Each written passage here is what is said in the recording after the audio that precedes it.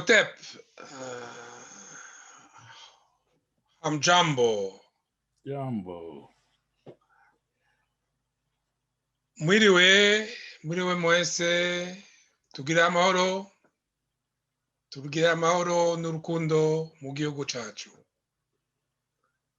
Aujourd'hui, nous revenons avec le Mfumu Mubabinge Bilolo qui va nous répondre aux interrogations que les participants avaient soulevées lors de notre sortie pour la sensibilisation au niveau du Mwanamwezi, où le Mfumu Mbabinge Bilolo avait répondu à la question sous forme de conférence de l'unité culturelle historique du Mwanamwezi et de son rôle dans la Renaissance africaine. Ainsi, des participants nous ont soumis des questions que nous allons tout de suite interroger Mfumu Mbabinge Bilolo en lui soumettant ces questions-là. Donc, voici la teneur.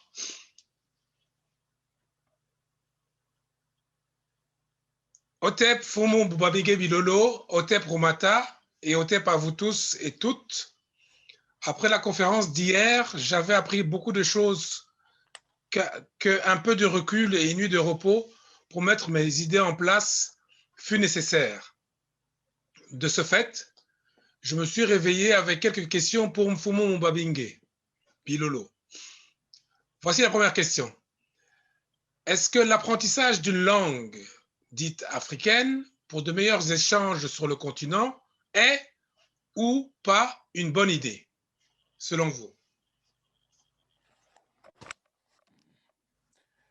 Oui, l'apprentissage des langues africaines, oui. D'une langue, je dirais non, parce que derrière la notion d'une langue africaine, il y a, ou bien derrière la proposition d'une langue africaine, il y a danger qu'on passe donc de l'anglais ou du français ou du portugais à une langue africaine. Donc, c'est-à-dire, l'enfant qui a appris ça, il ne parle que le portugais ou l'espagnol, le français, l'anglais, voire aussi l'allemand et une langue africaine. Donc, cette approche-là ne peut pas contribuer aux échanges à l'intérieur de l'Afrique. Alors, c'est pour cela que je partirai toujours de l'idée de deux langues africaines, c'est-à-dire d'abord sa langue maternelle. On doit toujours maîtriser sa langue maternelle africaine. Ça peut être paternelle selon les cas, mais on doit d'abord maîtriser. Donc, si je parle les Chichaka de Matamba, je dois maîtriser donc le parler donc de Matamba, qu'on l'appelle Songé, qu'on l'appelle Luba, qu'on l'appelle ceci. Si je parle les Kirundi, je dois maîtriser les Kirundi, je dois maîtriser les Kibemba, les Kimbundu, les Lingala, les Douala, etc., les Wolof, je dois les maîtriser. Maintenant, ce n'est que celui qui a maîtrisé sa langue maternelle qui peut, en ce moment-là, comme deuxième ou troisième langue, apprendre aussi une autre langue africaine. Alors, la deuxième remarque que je ferai, c'est que dans les langues pour les meilleurs échanges, je constate, et ça m'étonne, que l'Afrique n'avait pas le problème de communication au début de dynasties pharaoniques. C'est-à-dire déjà dans l'Ancien Empire, à la fin du 4e millénaire, avec les Narmer et autres, on constate que l'Afrique est en communication. Donc, le Boukam antique qui est en contact, ou le Chikam, qui est en relation étroite avec la partie Kouchi, donc la partie donc, qui était aux sources du Nil, et d'autre part aussi avec ce qu'on appelle aujourd'hui la Libye. Ce qui fait que les premières expéditions ou coalitions, les premières alliances militaires, en tout cas, je ne dirais pas peut-être que ce sont les premières alliances, mais en me limitant donc à des sources écrites, donc de la fin du 4e millénaire, donc 4e millénaire avant notre ère, et puis depuis 3e millénaire, donc depuis 3000 ans. Et en me limitant à ces textes-là, je constate que les textes pharaoniques citent en détail le peuple qui était, qu'on pourrait appeler les orientaux au sens, et les méridionaux. Donc, Kouch signifie les méridionaux. Donc, les méridionaux et ceux qui étaient du côté de l'Orient. Il cite aussi les troupes qui venaient, ou les nations occidentales non pas au sens de l'Occident, mais plutôt les nations qui étaient du côté donc, du Sahara, donc les cas de la Libye, au sens antique, pas souvent quand on dit la Libye, les gens pensent à des limites actuelles, alors qu'il faut comprendre donc le Tchad, puis tout ça, le Niger, Mali, tous ces pays-là qui se trouvent du côté de ce qu'on appelait dans le temps la Libye. Alors, ils ont mené ces campagnes ensemble, donc ce qui signifie qu'ils coopéraient, ils étaient toujours ensemble, ils coopéraient, il n'y avait pas de problème de linguistique. Bien sûr, il y a parfois des textes qui demandent aux gens d'apprendre les Chikam en disant, mais même les gens méridionaux parlent très bien aussi la langue Chikam, etc. Mais il n'y avait pas vraiment de problème de communication. Et lorsqu'on regarde aussi les blocs, les alliances qui traversent toute l'histoire africaine, je commençais par cette alliance-là, donc de la région libyque et de la région méridionale, donc de la haute du Haut-Nil, et les Chikam, ou l'Égypte, comme vous l'appelez. C'est d'abord, c'est une confédération. Cette confédération n'avait pas ce problème. Et cette histoire a continué. Donc, nous voyons maintenant des blocs qui ont continué. Nous avons le bloc le long de la mer Méditerranéenne. Nous avons le bloc qu'on appelait le bloc libyque. Libyque, c'est un peu plus au centre, mais je l'appelle les blocs guinéens qui descendaient, qui prenaient tous ces pays-là, les Ghana, les Sicile, l'Isla, donc tout ça, à un certain moment, on a même appelé ça le Soudan, et ça venait pratiquement jusqu'à la hauteur du Cameroun. Ce bloc n'avait pas de problème de communication. Nous connaissons l'histoire de Kankamoussa et autres, donc de Timbuktu, les rôles qu'ils ont joués, les rayonnements qu'ils ont eus dans cette région. Et on ne nous parle pas d'un problème de communication ou de difficultés de communication. Quand nous prenons le bloc Congo, c'était vraiment une confédération très unie qui, comme je le disais, partait du nord de la Namibie. En fait, ça s'appelait dans le temps de Chimbeba. donc de la Namibie, traverse Kunene, et puis ça va jusqu'au fleuve, je ne sais pas si on peut l'appeler fleuve, mais comme ça entre dans l'océan, on peut dire fleuve, le fleuve du Gabon. Donc, ça englobait les Gabons, tout ça, Loango, comme je le disais l'autre fois, les Loango, Cabinda, les Okakongo, et puis vous avez les Congo, vous avez l'Angola, vous avez les royaumes de Ndongo, vous avez les Ndembo, vous avez donc le Benguela avec sa surface. Cette confédération, et puis si on y ajoute encore, on peut y ajouter Matamba et Makoko, cette confédération n'a pas de problème linguistique. Pendant des siècles, donc ils ont mené des opérations de guerre ensemble, ils ont organisé les stratégies de défense ensemble, ainsi de suite. Ils n'ont pas de problème de communication linguistique. Et les mêmes groupes-là, les gens de Matamba, Kasanga, Kasanji, et ce que vous appelez maintenant la Zambie, partie Tanzanie, Zambie, Botswana, une partie de l'Angola, Botswana. Donc, ces gens aussi s'unissaient avec leurs confrères de Mwenamwezi, donc les Simba, les Mongo, oui, on parle de Mongo, parce qu'on a aussi les Mongo au Congo, c'est pour cela que je m'embrouille souvent quand j'en parle, et des grands Mwenamwezi pour aller défendre l'Afrique du côté de l'océan Hindou. Ils n'ont pas de problème de communication linguistique.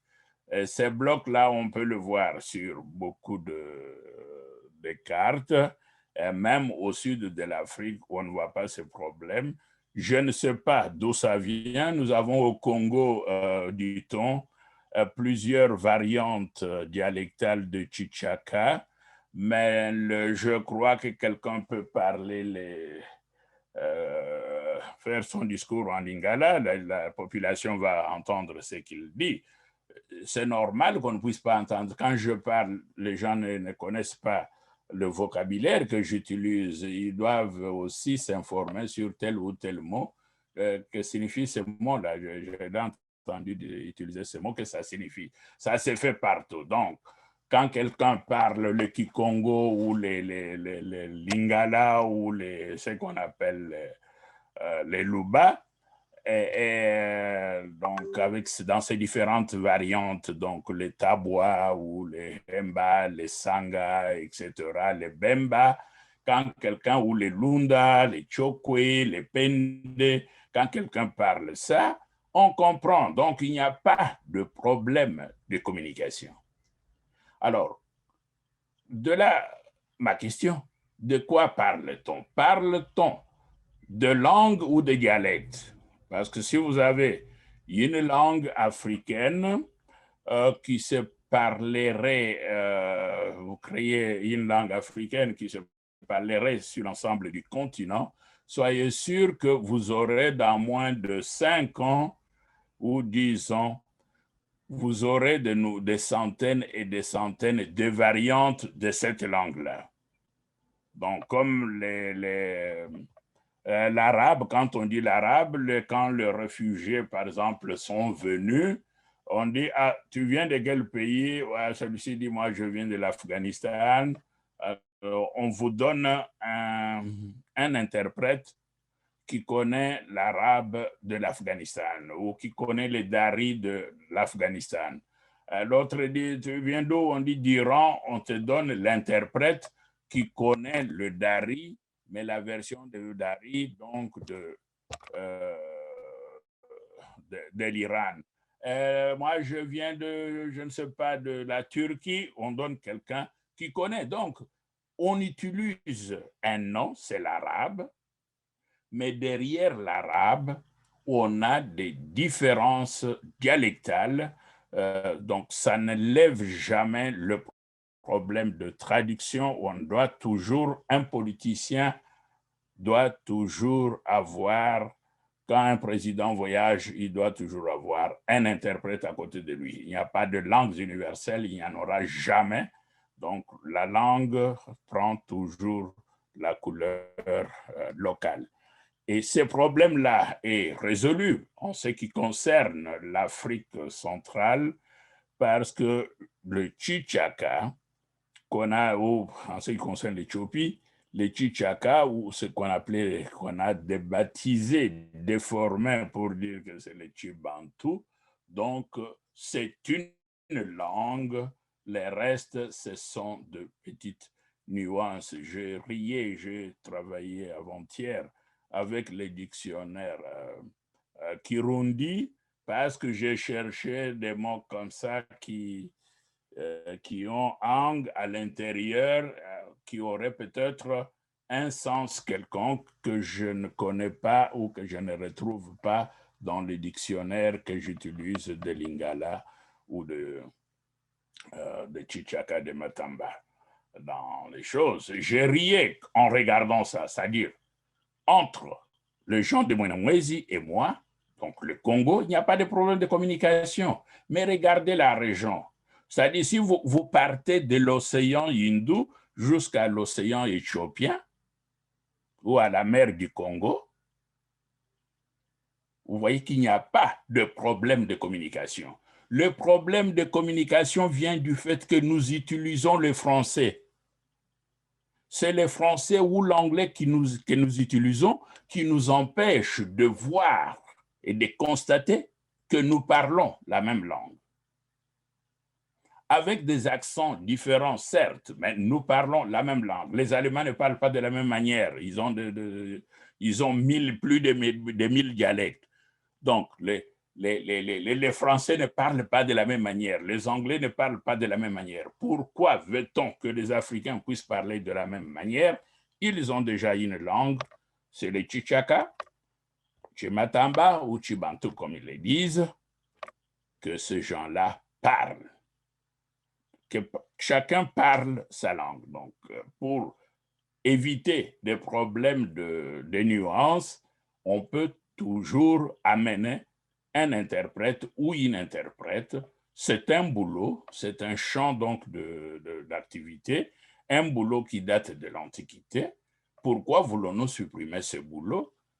Je ne vois pas. Donc, pour former des chômeurs ou quoi? À quoi ça servirait?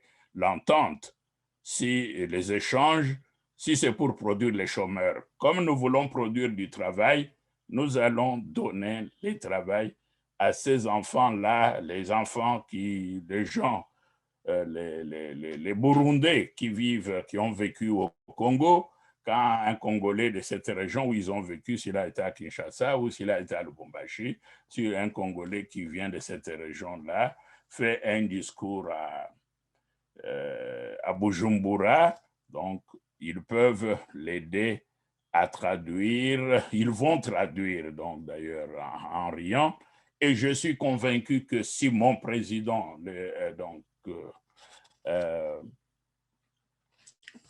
Tshilombo Tshisekedi ou Tshisekedi Tshilombo avait fait son discours en Tanzanie pour l'enterrement de son homologue qui était mort. S'il avait fait ce discours-là en Lingala ou en Luba, les gens auraient mieux compris ce discours que les discours en anglais ou en français que les gens traduisaient en anglais parce que tout le monde ne parle pas l'anglais. Or, les gourous, les sukuma, les gereukere, toutes ces nuances variantes dialectales-là de la Tanzanie, c'est la même langue que le président du Congo parle. Il faut qu'on lui dise parler, même si vous allez dire Mankashi, si vous allez dire Tatmukulu ou Mukuru, quels que soient les noms, même jusqu'à des nuances parentales, tu les dis, les gens comprennent ça jusqu'à l'océan Indou. Donc, la Tanzanie et les Congo, c'est une nation linguistique. Je dis ici Tanzanie au sens de Mwenamwezi, parce que c'est la Tanzanie qui a pris pratiquement l'ensemble de Mwanamwezi. L'Angola et les Congo, c'est une nation linguistique. Donc, nous sommes déjà une nation linguistique. Prenons conscience de ça en valorisant. Nous ne voulons pas qu'il y ait des réductions, un appauvrissement linguistique. Nous voulons l'enrichissement linguistique, l'exploitation de la richesse linguistique, parce que ce n'est pas seulement richesse lexicale, mais c'est aussi richesse sémantique, c'est-à-dire richesse de sens, de signification, des nuances de signification, ainsi de suite. Et pour les avoir et arriver à un vrai dictionnaire de Tchitchaka, alias Tchibantu, nous devons valoriser toutes ces langues-là. Pour l'Ouest, il y a un problème, mais je ne peux pas résoudre ce problème-là parce que je ne connais pas les degrés. Donc, mes connaissances vont au Cameroun avec le Douala, pas seulement avec les Douala, mais disons seulement au Cameroun. Cameroun, qui dit Cameroun, dit aussi Guinée équatoriale. Quand j'étais à Malabo, j'étais un peu confus parce que beaucoup de mots que je trouvais, je me retrouvais chez moi. Donc, j'étais au Congo, je n'étais pas à l'extérieur. Quand on passe à travers les avenues, déjà les noms des avenues, les noms des hôtels, de ceci, de cela, tout ça, vous sentez que vous êtes une nation et que vous êtes chez vous et on tente de vous déranger. Donc, je poserai peut-être le problème à partir de la zone qu'on avait appelée la zone négritique, c'est-à-dire la zone de la Guinée à partir avec les Ghana, Dahomey, ainsi de suite, jusqu'au Sénégal. Je ne sais pas comment fonctionne la communication dans ces pays-là, s'ils ont vraiment des difficultés de communication interrégionale ou intra-régionale. Ça, je ne saurais pas le dire, mais je constate qu'il y a beaucoup de gens de pays voisins là qui font aussi la politique ailleurs sans qu'on puisse les distinguer des autres. Donc, c'est que la communication existe. On a par exemple les Haoussa qui traversent plusieurs pays. Il y a beaucoup de peuples de ce côté-là qui sont dans 4, 5, 6 pays, etc. Et je crois que le grand problème de communication ne se pose pas là-bas. Je plaide, mais n'empêche, ils peuvent choisir une langue, soit le Yoruba, soit le Wolof, parmi les langues qu'on cite souvent, ou les Haoussa, ou quoi, pour communiquer entre eux dans l'hypothèse où il y aurait réellement un problème de communication dans cette zone-là. Ils pourraient choisir une langue. Mais pour l'Afrique centrale, pas seulement l'Afrique centrale, parce que ça englobe aussi la zone de Monomotapa,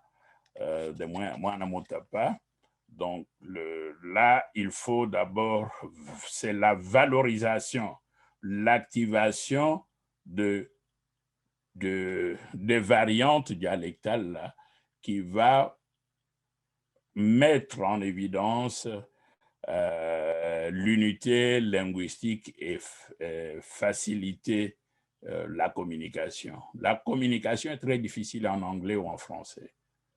On les dit aux gens, ils ne les comprennent pas.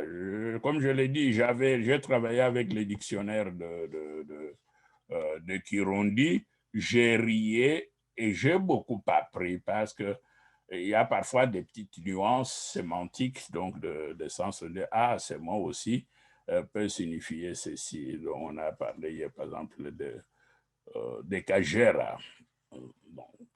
C'est une bonne chose. En résumé, c'est une bonne chose. Pas une langue, mais au moins 2 langues africaines.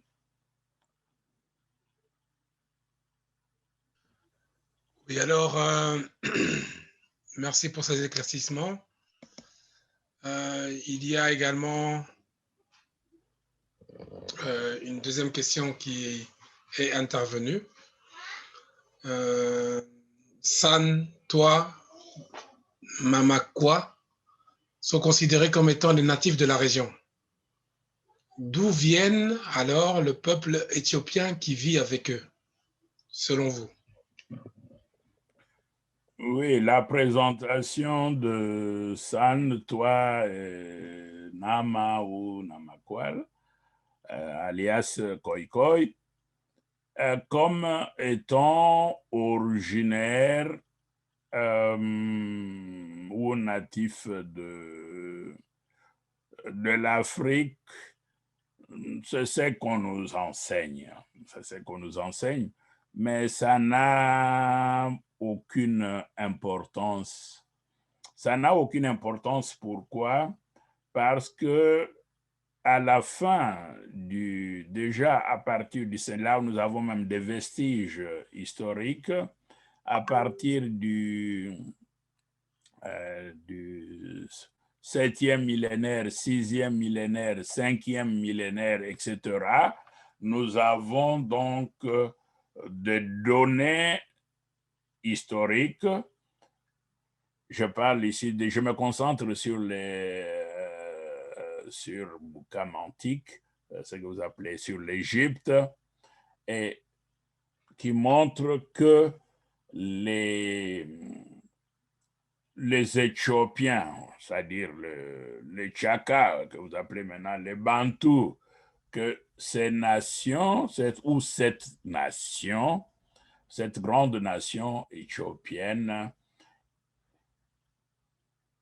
était à l'origine de la civilisation de ce que vous appelez l'Égypte. Bon, il faut bien retenir, c'est la nation éthiopienne, donc la nation du Haut-Nil. Pour préciser, donner aux gens l'idée de quoi il s'agit, donc c'est à partir du Congo et de Mwanamwezi que le peuple sont descendus pour aller construire le delta, dans le delta. Donc, quand les inondations diminuaient et que on gagnait la terre arable, fertile, le long du Nil, les gens descendaient petit à petit pour aller vivre et construire là-bas. C'est pour cela que les historiens grecs nous disent que non seulement l'Égypte est un don du Nil, mais que l'Égypte est une colonie de l'Éthiopie. C'est-à-dire, l'Égypte est une colonie des nations méridionales, donc des nations qui sont au sud des nations du Haut-Nil. Ça, il ne faut pas l'oublier. Nous sommes vers le 10e millénaire, 9e millénaire, 11e millénaire, ainsi de suite. Alors, maintenant, quand vous posez les problèmes de l'antériorité, ce problème-là va au-delà de l'histoire. Ça ne relève plus de l'histoire, dirais-je.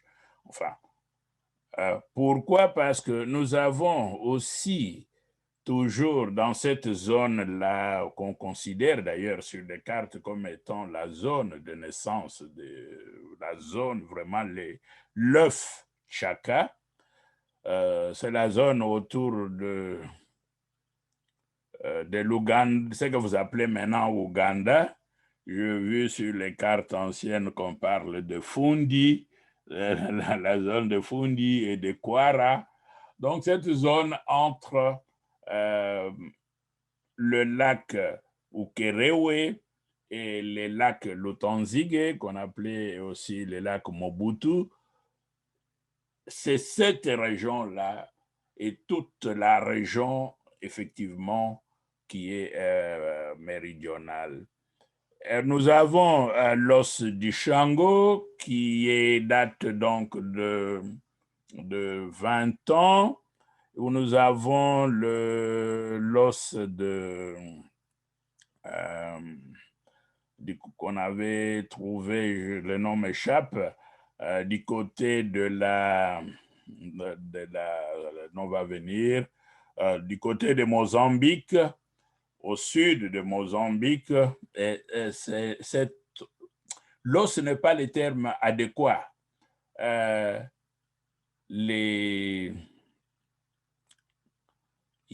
Comment on appelle, une latte, sorte de latte table mathématique, donc des calculs mathématiques avec des entailles et d'autres opérations mathématiques à l'intérieur qui datent d'il y a 40 ans. C'est le Lendo ou quoi, ça, le nom va venir.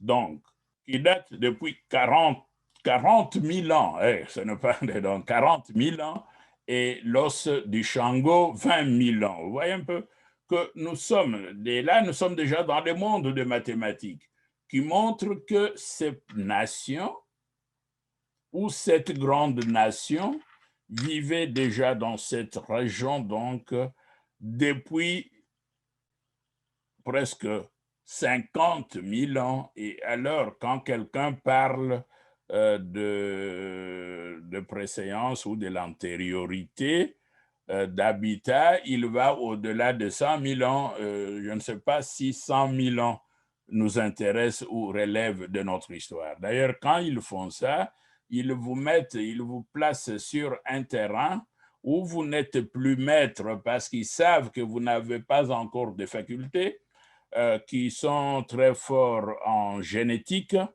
et alors on est obligé de nouveau de croire. Ils nous enlèvent du terrain de fait pour aller sur le terrain de la foi, pour dire les scientifiques l'ont prouvé. Qu'est-ce qu'ils ont prouvé?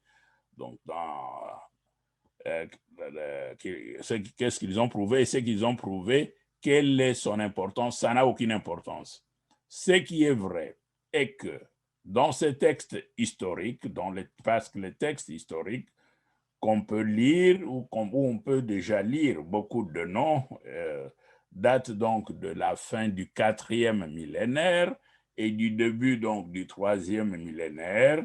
Nous avons dans ces textes, on faisait des expéditions vers le sud et autres. Dans ces textes, on cite, et même dans la langue, dès le départ, on cite le toit, on cite d'autres nations, même les noms ici, Nama, on les trouve dans les textes. Et il y a le professeur, un ami, professeur Sundermeyer, qui était à l'université de Heidelberg, parce que lui a vécu en Afrique du Sud. Il m'a dit un jour, non, même les Nama, ce que vous appelez les Khoisan ou Khoikhoi, disent qu'ils sont venus du delta du Nil. Et ça pourrait s'expliquer parce que les portraits de gens de la zone de la Libye, leur physique, je parle de portraits du troisième millénaire, 4e, 3e millénaire, avant notre ère, ces portraits se rapprochent plus du type Nama, du type Khoisan, et même ce qu'on dit un peu, ils tendent vers les Bruns, donc pas les Bruns, mais vers le jaune qu'ils sont xanthodermes, donc jaunâtres, cette tendance-là vers la couleur jaune est aussi attestée. Donc, ces gens vivent avec la grande nation Tchaka et la grande nation soudanaise. Je prends ici Soudan au sens où j'allais dire la grande nation libyque, mais en englobant tout le monde, Sénégal et tout ça, là où mes confrères ou mes collègues de l'Université de Dakar cherchent, ils se concentrent là-dessus. L'âme est sale, travaille là-dessus. Donc, nous savons que ces gens font partie et faisaient aussi, quand même on regarde l'armée qu'on dit qui serait venue du sud, l'armée pharaonique, j'ai parfois l'impression que c'est une armée de toits. Vous verrez, si vous des palettes là que vous pouvez trouver dans l'Internet, tapez seulement l'armée pharaonique, vous allez les trouver. Vous verrez que la taille de ces soldats pointe en direction de Toit et de Baka et de Khoisan, ainsi de suite. J'évite les termes de pygmées, donc, parce que je ne sais pas ce que ça signifie. Tous ces termes, si vous dites par exemple les Bayéké, les Yéké, là, tout ça c'est attesté dans la littérature pharaonique. Si vous cherchez le nom, vous allez le trouver. Vous n'avez même pas à chercher, parce que c'est un mot qui vient aussi dans d'autres termes. Vous allez trouver tous ces termes-là. Ils sont donc connus. La problématique de la nativité ne joue pas un grand rôle. Ils sont africains, originaires de l'Afrique, peut-être. Pas peut-être, parce que si je dis peut-être, je remonte quelques millions derrière, donc je ne suis plus dans l'histoire. Donc, ils sont aussi natifs au même titre que les autres nations de l'Afrique.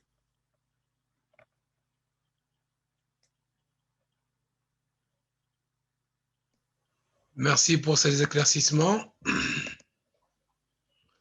Nous allons passer tout de suite à la troisième question. Sur une des cartes utilisées dans la présentation, il y apparaît le mot Zaïre. De plus, vous avez dit que le lac Tanganyika s'appelait avant lac Zaïre. Est-ce que le mot Zaïre est originaire du continent? Et si oui, pourriez-vous m'expliquer pourquoi certains se sont moqués de Mobutu lorsqu'il a changé le nom de son pays Congo en Zaïre, en disant que c'était un nom étranger? Je parle des autres qui disaient que le mot Zaïre était étranger. Oui, je vais un peu chercher une carte là. Je crois que oui, c'est là où il y a de jaune. Hein? Oui, oui, vous la voyez? Oui, j'ai diminué. Moi, j'ai diminué l'écran. Oui, maintenant, on voit. Voilà. Quand on regarde cette carte, il faut regarder cette fenêtre. Il y a une fenêtre ici, la petite.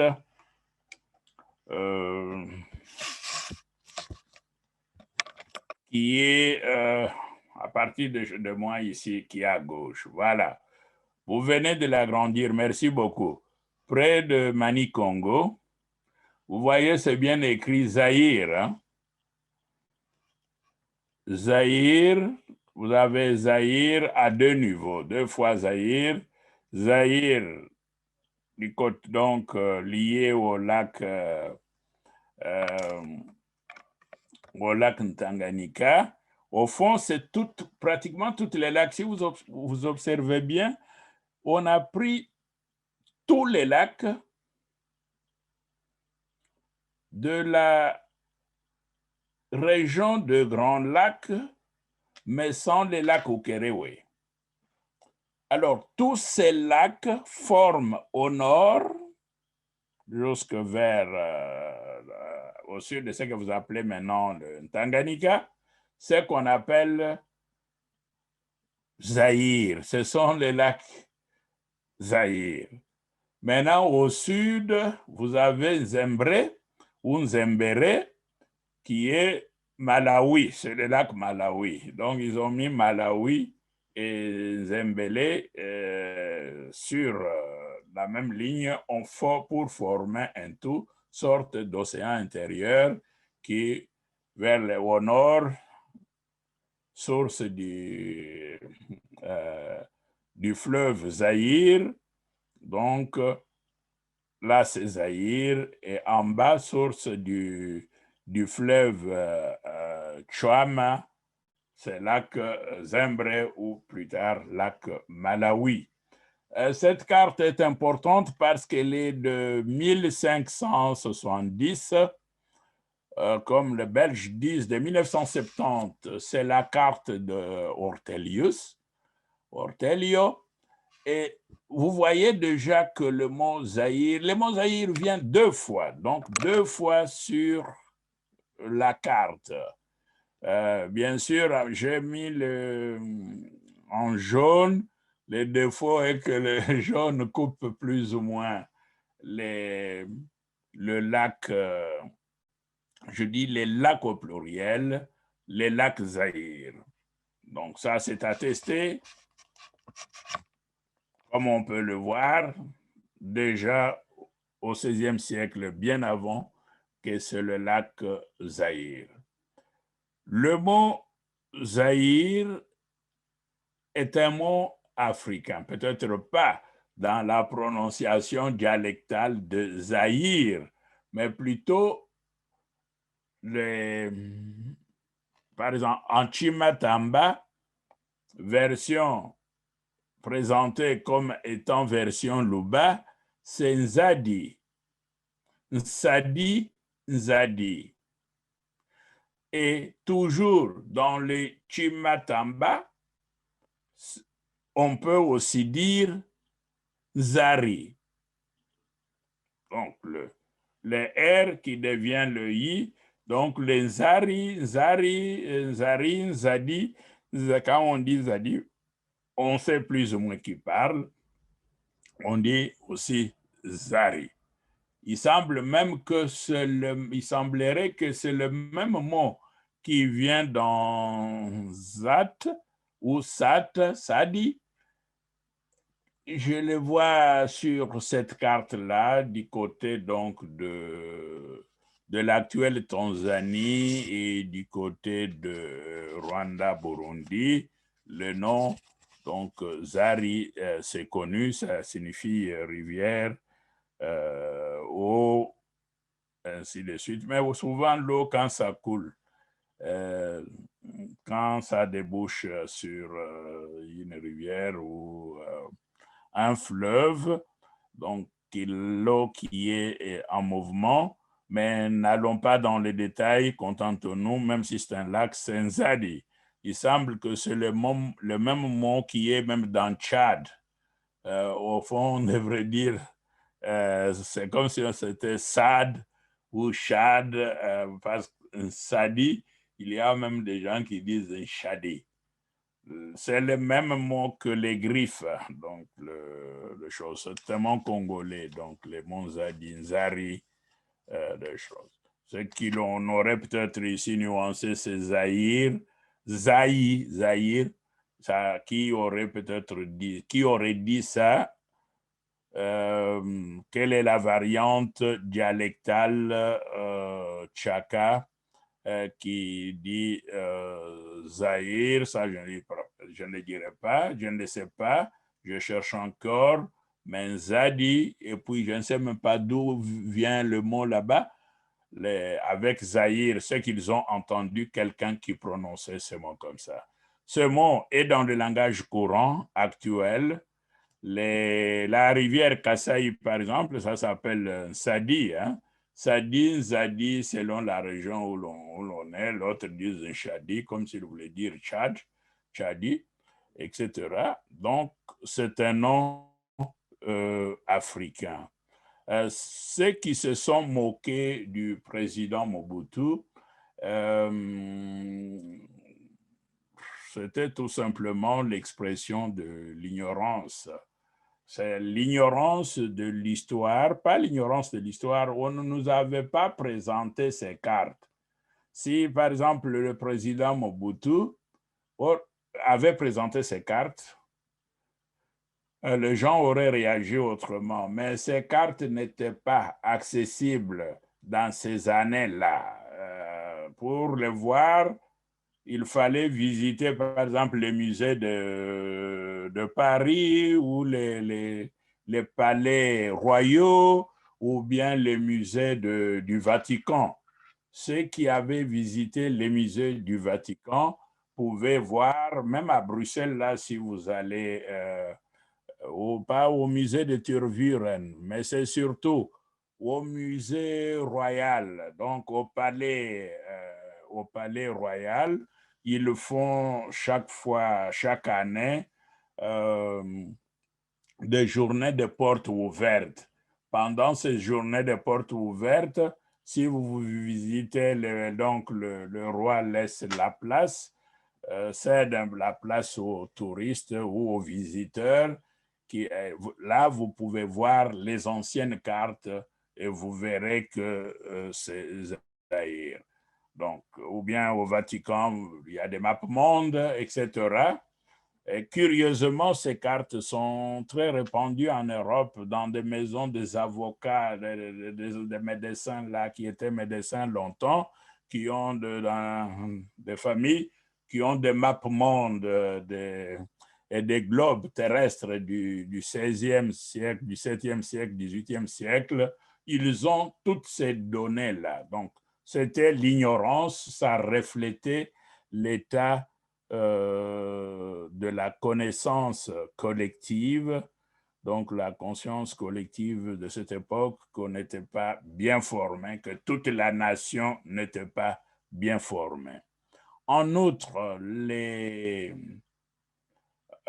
chemins faisant, le président Mobutu avait commis l'erreur de tenter d'enlever les gens de Matamba, du Congo. Donc, si on dit, voilà, à Kinshasa, on disait Babomi, on a tué quatre personnes, 2 Zaïrois, puis ou 3 personnes, 2 Zaïrois et un Moulouba. Donc, comme si les Louba ne faisaient pas partie du Zaïre. Or, les cartes nous montrent que quand on dit Zaïre, c'est d'abord la région des Grands Lacs qui est désignée.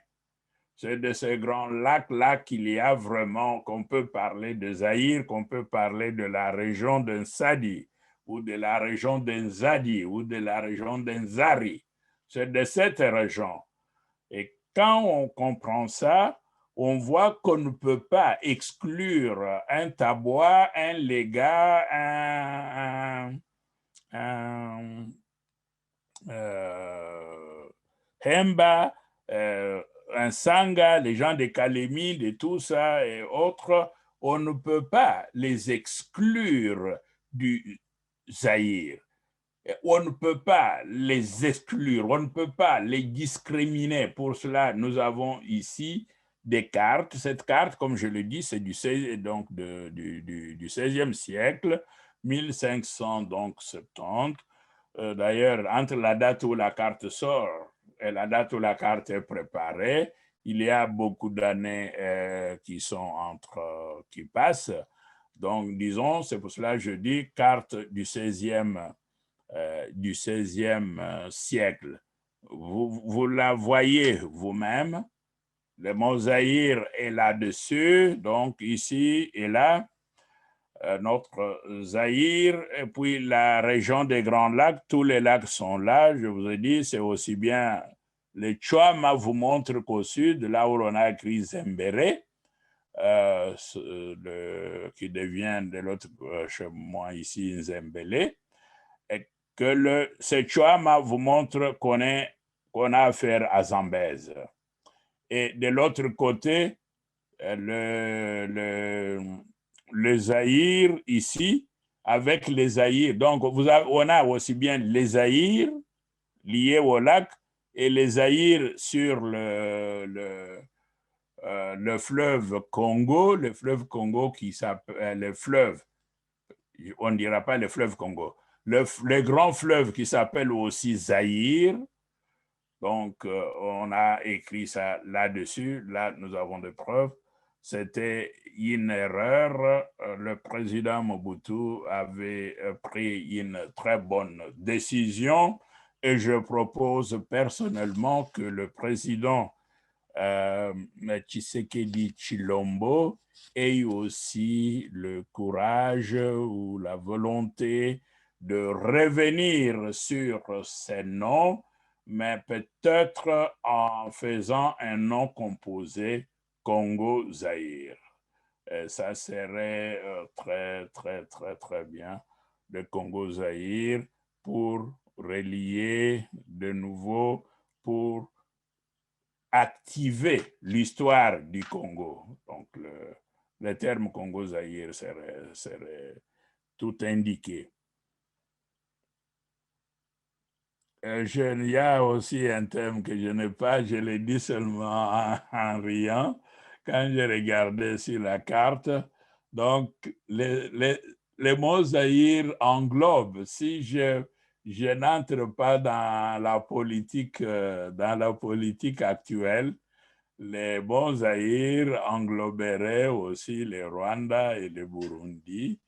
Ça ferait aussi partie donc du Congo-Zaïre. Ça faisait partie de Matamba d'ailleurs. Plus de Matamba que de Mwenamwezi, cette région-là. Et on le remarque d'ailleurs sur la carte, si on sait que la longitude qui passe par les lacs Nzembere ou les lacs Malawi, c'est les 35e degré de longitude est, on peut déjà s'imaginer qu'une grande partie de l'autre région fait partie de la Confédération congolaise. Les Belges n'étaient pas parvenus, pas les Belges. Les Européens, quand ils ont fait leur conférence, ils n'étaient pas parvenus.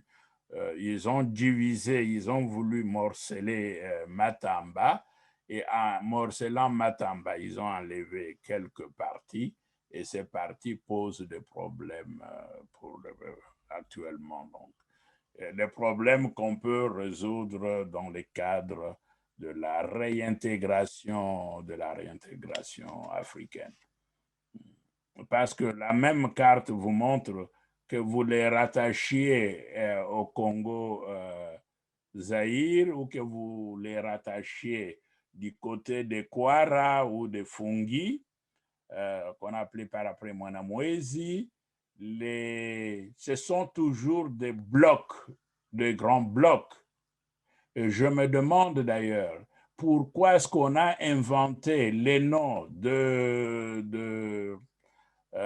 l'Ouganda, Kenya, etc., alors qu'on avait des noms ici. Je vois là-bas les noms comme Kwara, c'est un nom qu'on pouvait prendre.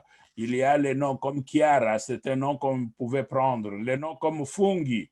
Fungi prend toute la région. Fungi et aussi bien à l'intérieur, les grands carrés là, je vous parlais de Tchaka, qui sont là-bas, leur grand foyer de naissance, et non du côté de Cameroun comme on veut le présenter. Quand est-ce que ça a eu lieu ici du côté de Cameroun?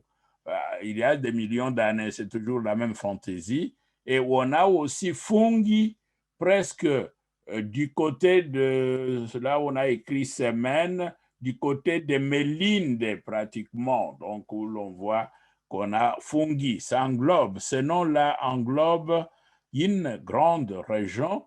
Pourquoi est-ce qu'on n'a pas pris ce genre de noms qui sont là? Et ça les dérangeait en quoi? Ça, je ne sais pas. Kwara, Kuala, hein, Kasabele, et des noms pareils, ils ont beaucoup de noms, que ce soit des rivières ou des régions, ils ne les ont pas utilisés. Et même le nom de la nation, les Tchaka, qui est écrit là-bas, Akaga, écrit en grand, ils ne l'ont pas non plus utilisé, ils ont tout effacé pour inventer une nouvelle histoire. Et on voit d'ailleurs que c'est le même peuple jusqu'au sud. Du côté de Mozambique, vous voyez les Tchamala, ça continue, le même peuple. Et de la même façon aussi du côté du Congo ici.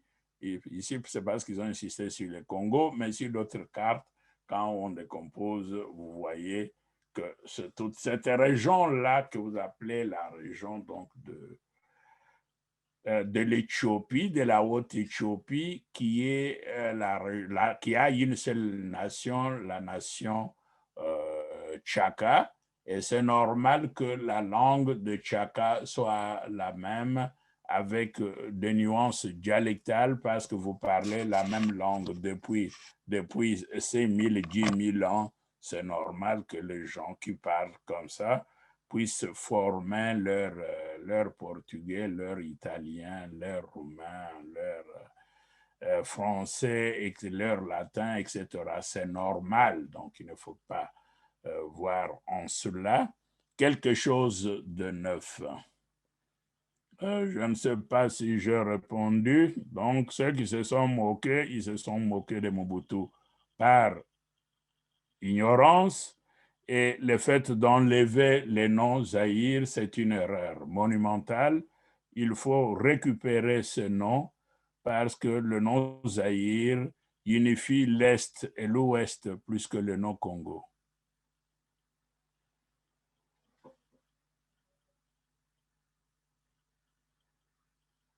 Oui, merci beaucoup.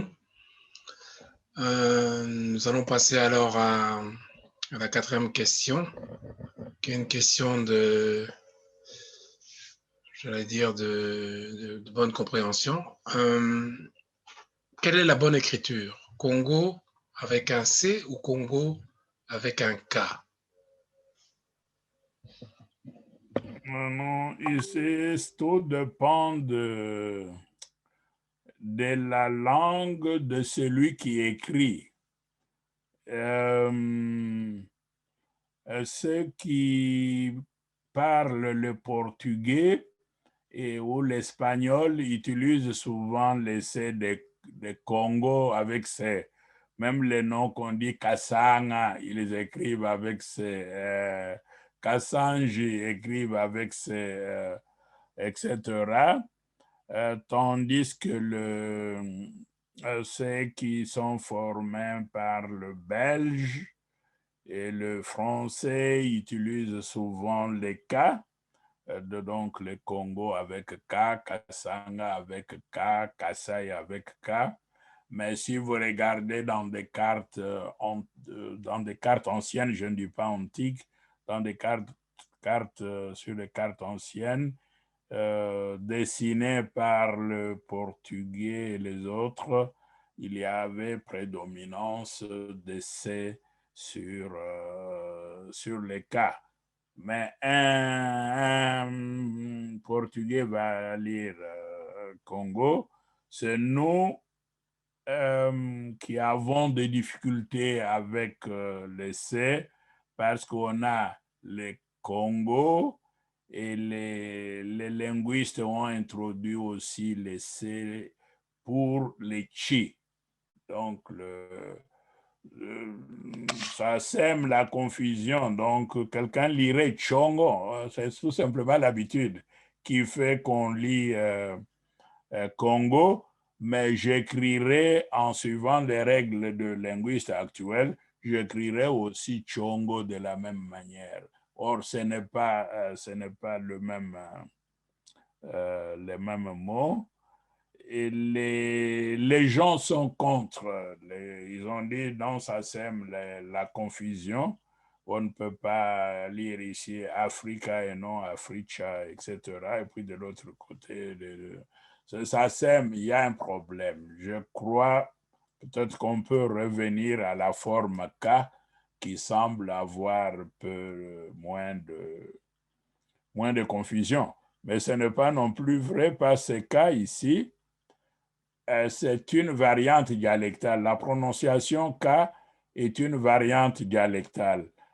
Quelqu'un de l'Angola ou même du Congo, là, un Pendé, donc Luba Pendé, va dire go, gongo, là où nous disons, c'est pour cela, ce que vous lisez quand moi je dis chaka ou kaka, alors qu'eux ont écrit gaga, gag, ce n'est pas faux. Là où je dis cha, ils vont écrire dia. J'ai même eu l'impression que même en Kirundi, c'est la même chose. Ils ont les guets, et ces guets, nous autres, nous ne l'avons pas. Mais je sais déjà, quand je vois K, je peux aller chercher le mot là en cherchant aussi sous ga avec gay, donc sous ga. Donc, ça ne résoudrait pas le problème. Puis, les K ici signifient aussi les chi. C'est pour cela quand on dit Kikongo, vous pouvez déduire automatiquement, ou Kirundi, que quelqu'un du centre du Congo là va le dire Chirundi, Chinyarwanda, il ne veut pas dire Kinyarwanda, il va dire Chinyarwanda, Chiluba, donc il va lire ce qu'il a comme un chi. Donc, en d'autres termes, je ne peux pas décider. Ici, ce sont des décisions collectives qu'un parlement peut prendre. Mais Congo avec K me semble être préférable, mais ça serait une option dialectale. Merci pour ces éclaircissements. Et nous arrivons à la 5e question. Que voulez-vous dire par l'Afrique des peuples et non l'Afrique des présidents? Oui, l'Afrique des peuples veut dire que l'Afrique qui rassemble les peuples, qui intègre, qui développe ou qui promeut l'intégration de peuples africains, le dialogue des nations, donc la communication internationale au sens de la communication entre les différentes communautés linguistiques continentales. Et pour cela, il faut donc développer la politique d'échange culturel. Elle existe déjà, mais il faut promouvoir cette politique. Je me rappelle qu'au temps du président Mobutu, on faisait parfois appel au groupe de danseurs du Rwanda ou de Burundi pour venir animer à la foire nationale ou contribuer à l'ouverture de la foire, ainsi de suite. Nous avons besoin donc de développer les autoroutes, comme je l'ai dit, les autoroutes entre les différentes nations africaines. Ces nations doivent être reliées par des autoroutes et de chemins de fer, de telle sorte que quelqu'un peut venir passer le week-end à Bujumbura et puis le matin, le dimanche, dans l'après-midi, il prend le train ou il prend sa voiture pour aller travailler à Luanda ou aller travailler donc, en Namibie ou à Lubumbashi, etc. nous devons vraiment promouvoir les échanges. On nous a, pour ainsi dire, cloisonnés. L'Occident fait des expériences avec des peuples africains. On a mis des barrières pour que vous ne puissiez pas vous déplacer, pour qu'il n'y ait plus de mariage entre les nations. Donc, ce ne sont pas, les gens ne comprennent pas vraiment la situation dramatique dans laquelle ils sont. En fait, ces frontières-là ne sont pas seulement des frontières politiques. En fait, on vous dit, vous Congolais, soi-disant Congolais, vous Zaïrois, n'allez pas vous marier en Zambie. Vous n'allez pas vous marier en Angola. Vous, Angolais, ne venez pas vous marier, ne venez pas au Congo pour vous marier au Congo, et puis n'allez pas vous marier au Rwanda, n'allez pas vous marier au Burundi, n'allez pas vous marier en Tanzanie, n'allez pas vous marier, pas même au Congo-Brazzaville. C'est pourquoi ils n'ont même pas mis de ponts. Imaginez-vous Kinshasa, ville on prétend que ça tend vers 15 millions, et de l'autre côté, je ne sais pas, peut-être 3 millions de gens donc, qui sont ensemble, donc pratiquement 18 millions d'habitants. Il n'y a pas de pont.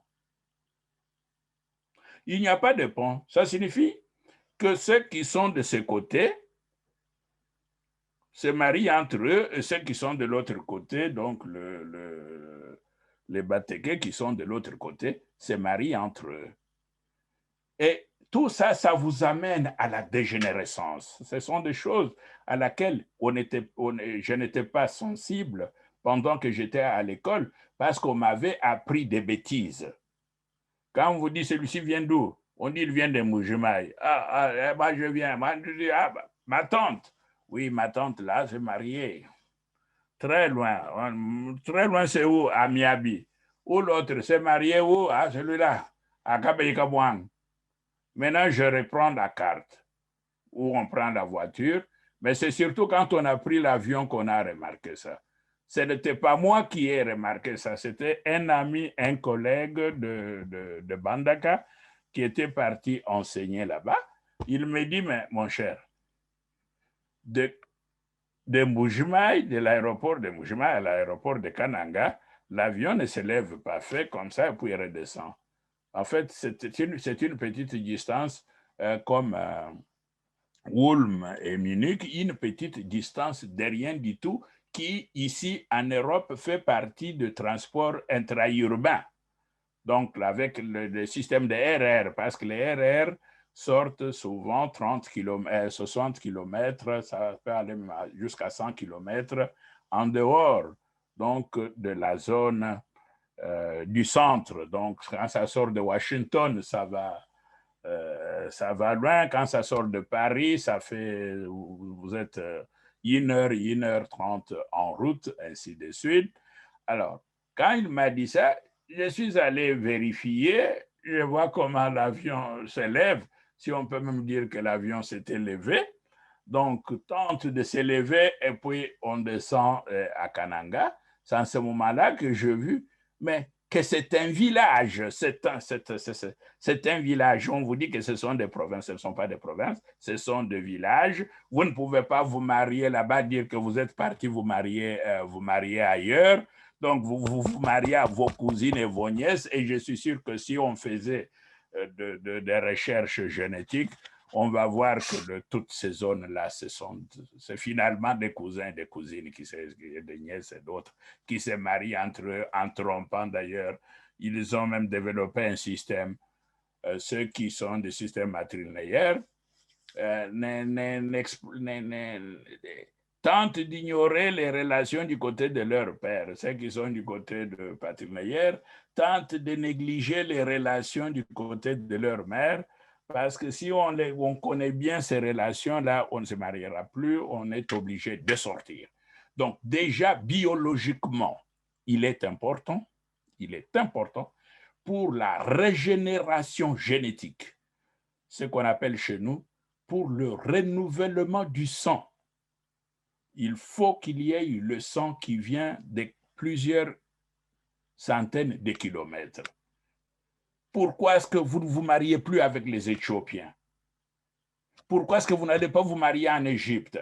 Parce qu'on vous a mis des barrières. Pourquoi est-ce que vous n'allez pas vous marier en Afrique du Sud? Parce qu'on vous a mis des barrières, ainsi de suite. C'est maintenant ce mouvement-là, comme on dit, la ruse de la raison. Ces gens qui sortent comme réfugiés politiques pour aller en Afrique du Sud, pour aller dans d'autres pays africains, ce sont eux qui contribuent maintenant, par l'ironie de l'histoire, à rassembler de nouveau l'Afrique. Parce que quand ils vont là-bas, ils se marient, ils renouvellent donc de relations, et ça sera important. Nous devons avoir des trains qui nous amènent pour aller participer, pas seulement à des matchs de football, mais participer à des fêtes, de manifestations culturelles, à des manifestations scientifiques dans toute l'Afrique. C'est ça l'Afrique que nous voulons. Les présidents, ce sont des institutions singletoniques. La personne représente l'institution. En d'autres termes, donc vous avez une cinquantaine de monades, comme il y a toujours des absents, on peut prendre le chiffre 50 ou même 45 personnes qui se rencontrent. C'est trop peu pour engager un continent. Ils peuvent vendre les continents. Ils peuvent hypothéquer le continent. Ils peuvent comploter contre le continent, contre l'Afrique. L'institution Singleton. Le gouvernement aussi. On élève tout simplement le nombre peut-être à 20, 30, même si par-ci, par-là, il y a parfois des gouvernements pléthoriques, mais les chiffres restent, on peut prendre 30 en moyenne, vous multipliez par 50, vous avez plus ou moins le nombre de gens qui peuvent se réunir. Et là aussi, tout cela, ça reste dans les limites des gens qu'on peut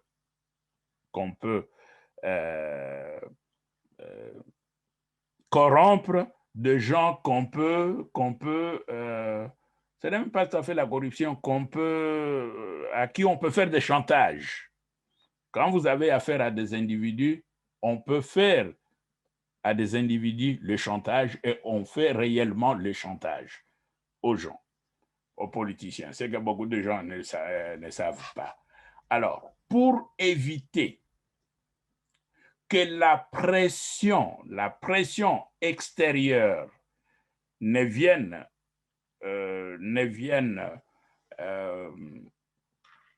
bloquer ou freiner le processus de l'intégration, il faut que le peuple passe devant.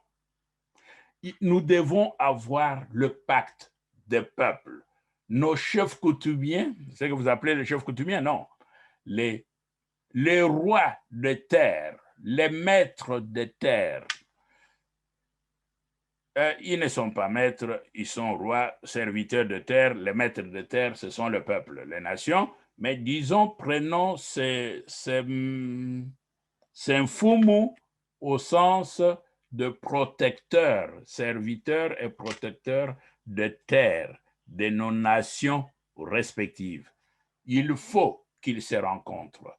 Il faut qu'ils fassent des pactes, pas seulement les contrats comme on le fait. Non. Ça, ce sont les chefs de la Libye qui viennent au Congo rencontrer les chefs congolais, les Mwatayavu, les Lukengwa Bakuba, les Kalamba, les Kasonga Nyembwe, les autres Mwami du côté de l'Est. Donc, les chefs Congo, les chefs Pende, les Chokwe, etc., ils doivent se réunir au sein de leurs nations respectives et entre les nations faire réellement le pacte pour la défense du continent. Je ne plaide pas ici pour l'intégration, je plaide pour l'intégration pour la défense du Congo. Il faut libérer les étudiants, libérer les élèves. Je sais que c'est difficile actuellement à cause des tensions, mais ces tensions-là sont des tensions voulues. Nous avons une grande des grandes confédérations, deux grandes confédérations, pour prendre le cas de la zone de l'Éthiopie, qui se sont aidés, pas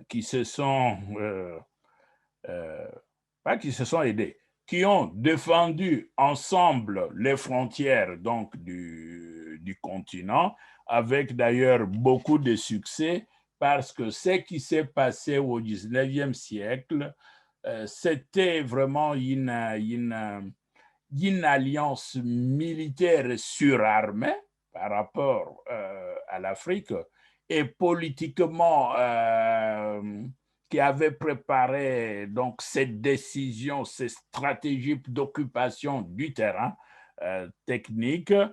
Ils étaient très nombreux.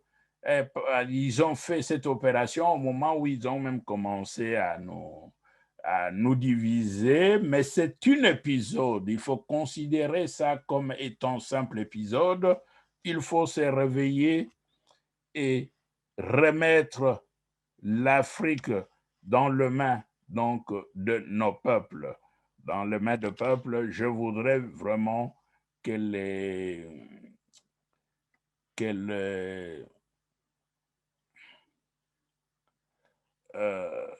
les Ougandais viennent visiter les Congos, que les Congolais aillent visiter l'Ouganda, aillent visiter Kenya, aillent visiter l'Éthiopie, aillent visiter l'Égypte. Ce n'est pas possible qu'on soit là alors qu'on a un chemin de fer qui est déjà prêt, pratiquement près de Bunia et autres là, donc le chemin de fer est là. Pourquoi on ne les relie pas avec la partie du Congo et la partie qui est là au Soudan du Sud? Si on relie, nous avons l'accès jusqu'en Alexandrie. Il faut que nos enfants aillent voir les pyramides. Ce sont leurs statues, ce sont leurs monuments, c'est les monuments de leur histoire. Et pour cela, il est urgent d'avoir les TGV ou même les trains modernes. Il y a encore d'autres trains que les Français ont déjà conçus, qui étaient en expérimentation, mais on exploite d'abord les TGV, les ICE, qui fait 600 km par heure. Donc, ils volent pratiquement sur les rails. Nous voulons ce genre de système moderne de communication pour aller voir le monument de l'Afrique en Égypte, dans le Sinaï, donc Libye, Mauritanie, Carthage, tout ça, Maroc, tout ça. Nous devons le voir. Vous ne pouvez pas priver aux enfants africains leur culture et leur histoire. Nous sommes là avec nos présidents à la merci des Européens qui viennent nous donner des leçons. Mais en tant que qui? En tant que qui? Qui sont-ils? Le temps où l'Europe pouvait donner des leçons aux Africains, c'est passé.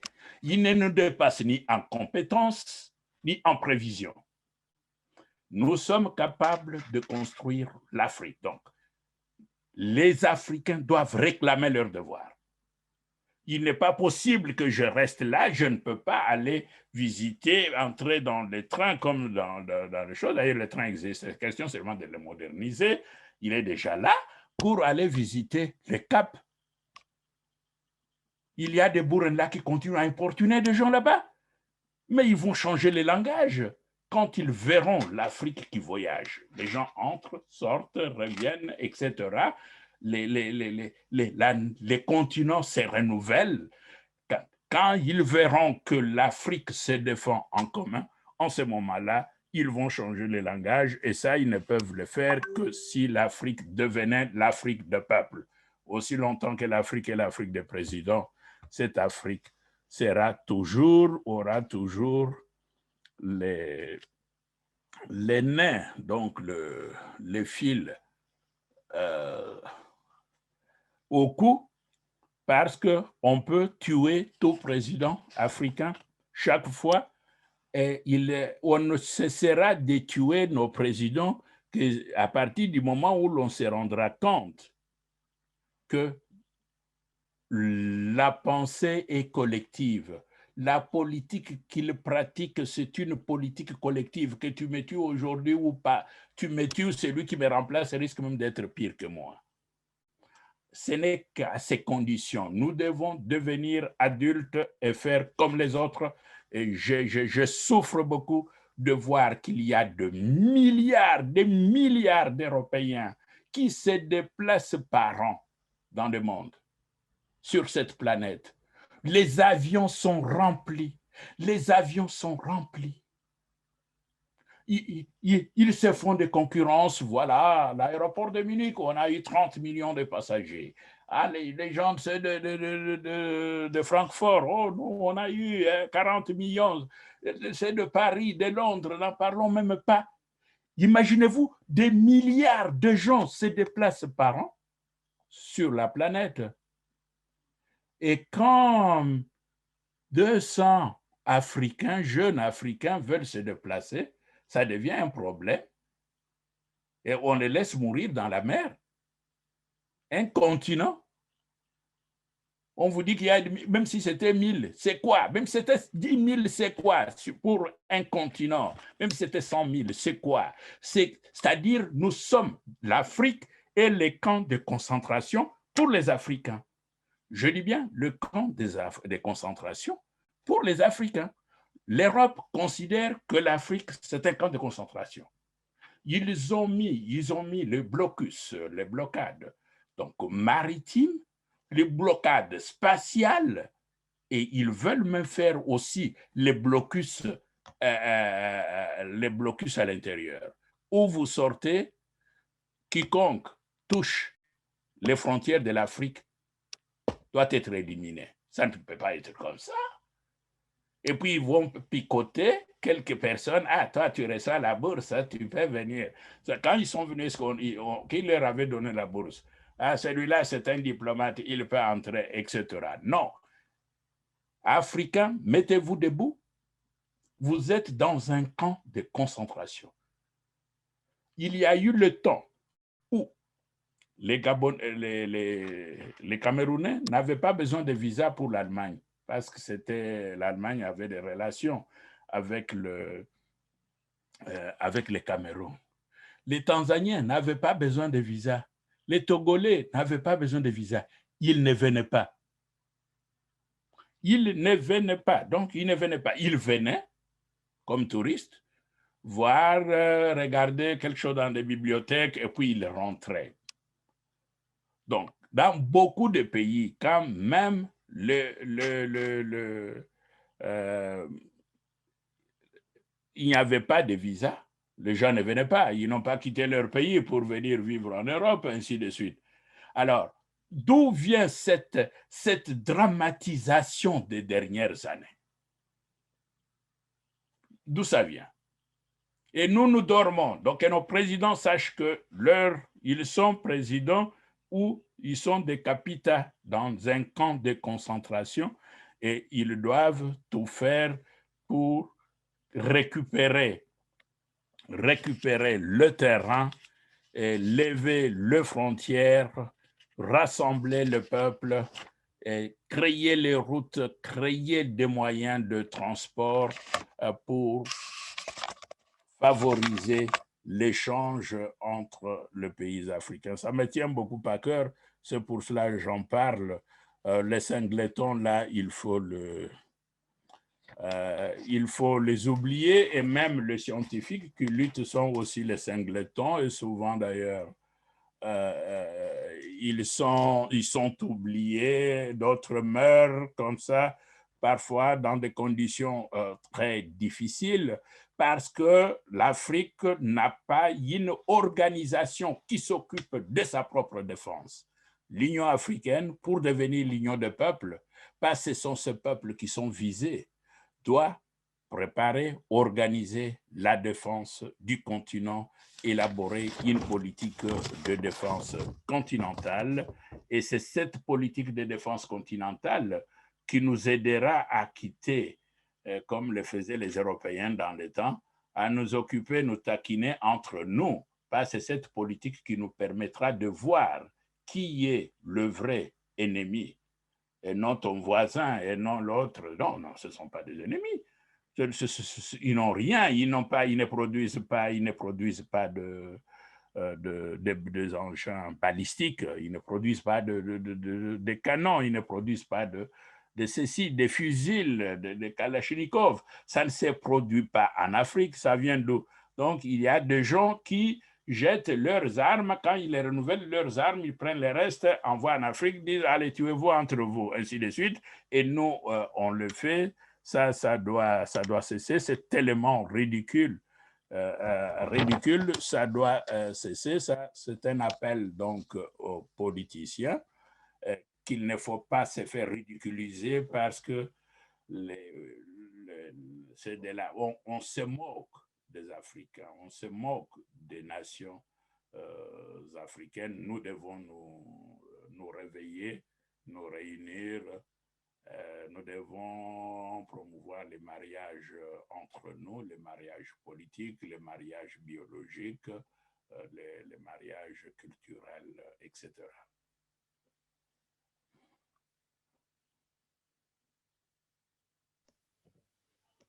Oui, une dernière question. Une question subsidiaire. Nous avons parlé de beaucoup de choses ce soir, mais nous n'avons pas abordé l'aspect spirituel, l'aspect de la spiritualité. Qu'est-ce que vous en dites sur ce sujet-là? Oui, l'Afrique a, depuis l'Antiquité, la spiritualité qui relève du registre de la connaissance. Et non du registre de la foi. Dieu n'est pas l'objet de la foi, il est l'objet de la connaissance. Et là, je m'oppose aux bêtises que les chrétiens et les autres racontent. Non, mon grand-père est à moi. Mon créateur est à moi. Je suis le monument vivant de mon créateur. Mais c'est celui-là, les termes même que vous dites créateur, père, mère et tout ça, c'est le même. Donc, je suis mes ancêtres, donc mon proto-ancêtre, mon ancêtre est à moi. Je suis l'image vivante de mon ancêtre. L'existence de mon ancêtre n'est pas l'objet de la foi parce que mon existence n'est pas l'objet de la foi. J'existe. Donc, ça fait partie donc, de la connaissance. Dieu est en nous, Dieu est en vous tous. C'est votre père, c'est votre mère, c'est votre ancêtre, c'est l'ancêtre des ancêtres, pour prendre l'expression de la louange pharaonique, père de père, mère de mère, ancêtre des ancêtres, prince de prince. Donc, mais pas prince, ça ce sont des titres extérieurs. Il est très important de prendre des catégories qui relèvent de la descendance, ancêtre des ancêtres. L'ancêtre des ancêtres est en nous et nous sommes la manifestation de l'ancêtre de nos ancêtres. Le père de père est en nous, nous sommes la manifestation du père de nos pères. La mère primordiale est à nous, la mère de mère est à nous, et nous sommes la manifestation du père, donc de la mère de nos mères. Alors, la relation que nous avons avec nos parents, nos frères, n'est pas une relation magique, n'est pas une relation pathologique. Nous ne passons pas notre temps à citer nos papas. Papa, aidez-moi, papa, donnez-moi ceci, papa, donnez-moi, grand-père, fait ceci. Non, non, non, non, non, non. L'échange avec eux, nous savons qu'ils nous aiment, Quand on a un problème sérieux, à ce moment-là, on peut parfois demander aux amis, tout comme on peut demander au grand-père s'il peut apporter une solution ou au père. Donc, c'est pour cela l'Afrique a une relation moins théâtrale, une spiritualité moins théâtrale parce que l'Afrique part du principe que les morts ne sont pas morts. Donc, l'ancêtre des ancêtres n'est pas quelque part. Il est avec nous. Quand nous fêtons, il fête avec nous. Quand nous pleurons, il pleure avec nous.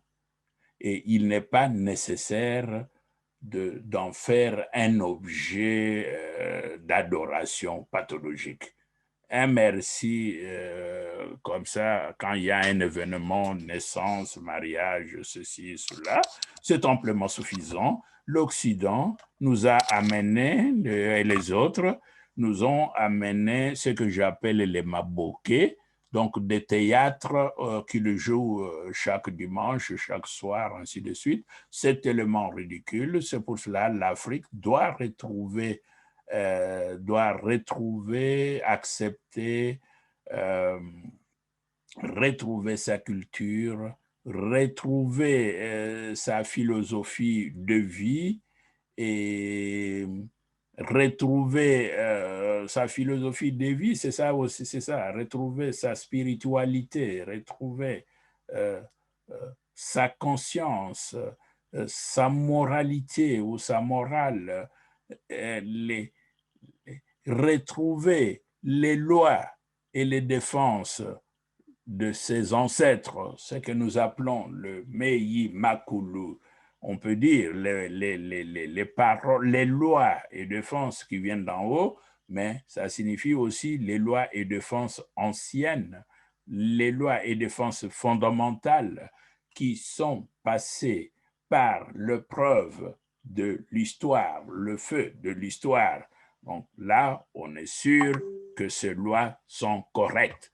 Mais il n'est pas question que notre nation vienne pour dire ce que vous faites là, c'est mauvais, faites comme nous. Mais faites comme eux, c'est faire comment? Donc, je ne vois pas une moralité quelconque, c'est faire comment? Vous reniez à votre Dieu, quelqu'un vient vous dire, ah, vous les Africains, ce que vous pensez sur Dieu là, c'est faux. Non, c'est faux, ce n'est pas vrai. Ce qui est vrai, c'est ce que nous pensons. Vous dites, très bien, très, très bien. Ah, Africain, c'est comme vous chantez là, ce n'est pas bien, Dieu n'aime pas ça. Dieu aime ceci, etc. Les Africains cessez d'utiliser la croix en C, il faut utiliser notre croix, etc. Et alors nous disons, oui, abandonnons ça. Et puis on vous forme des faux pasteurs qui viennent vous dire, ah, abandonnez vos mamans, vos papas, vos oncles, vos grands-pères, ce sont des sorciers. Donc il n'y a que eux qui ne sont pas des sorciers. Non. L'Afrique doit retrouver son être. J'ai lu un message d'un ami, un frère kamite que je ne connais pas, mais je l'ai lu, c'était avant-hier, où il disait, nous sommes l'unique continent qui n'est jamais sorti pour aller commettre le génocide ailleurs. Aller occuper les terres d'autrui, aller occuper imposer aux gens notre vision de Dieu, notre conception de Dieu, aller imposer aux autres notre conception du monde, notre conception des ancêtres, aller imposer aux autres comment prier, aller imposer aux autres comment dormir, comment faire l'amour, comment. Ils ne font que tuer. Nous n'avons pas passé notre temps à produire des armes pour aller tuer les gens, même les animaux, nous ne les tuons pas comme les autres les tuent.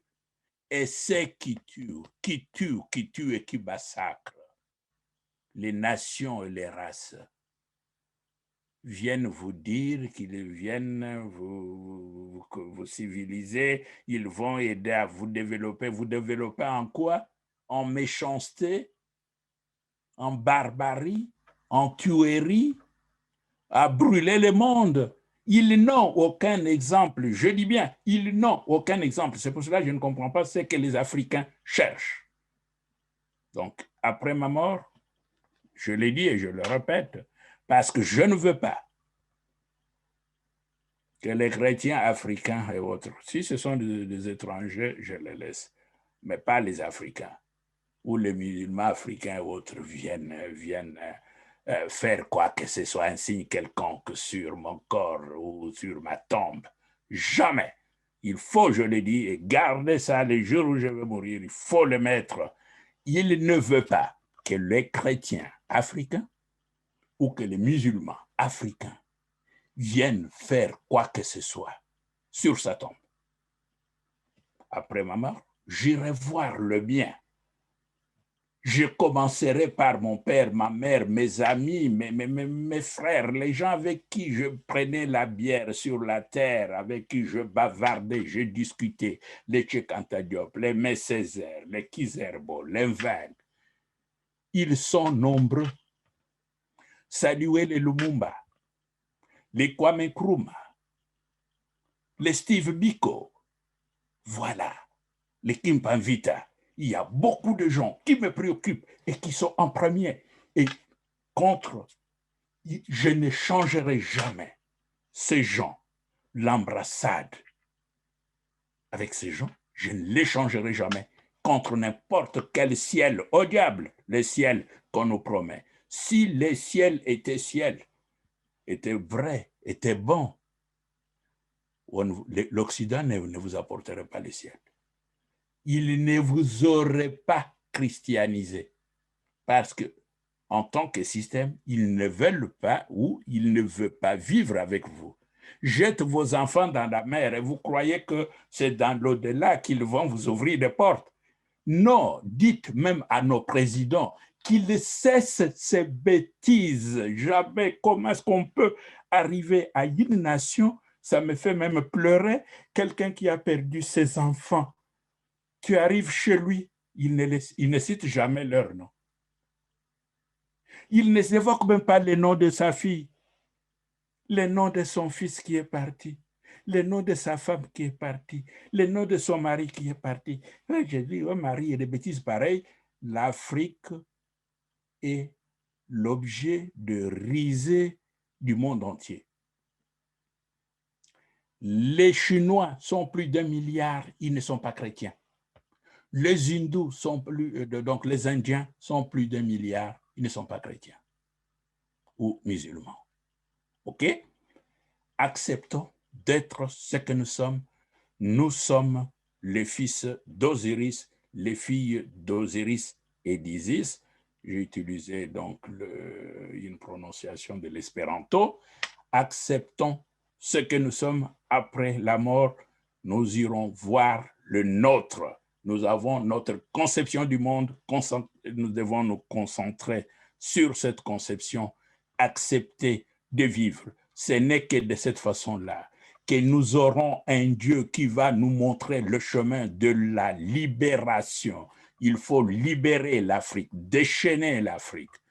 Nous devons vraiment libérer l'homme, libérer les enfants, leur donner l'espoir de vivre et non les mettre, les laisser à la merci de pasteurs,